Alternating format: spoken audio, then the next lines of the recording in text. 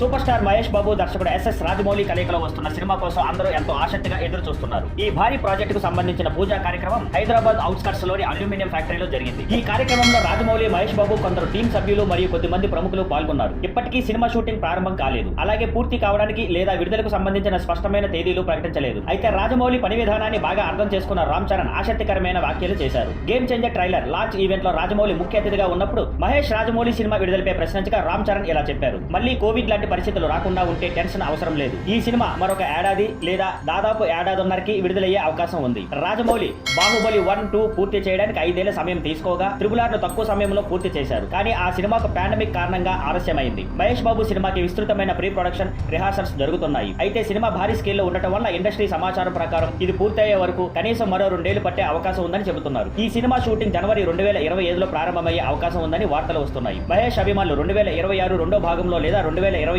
మొదటి భాగంలో ఈ సినిమా విడుదల కావచ్చని అంచనా వేస్తున్నారు. Thank you for watching. Please like, share and subscribe.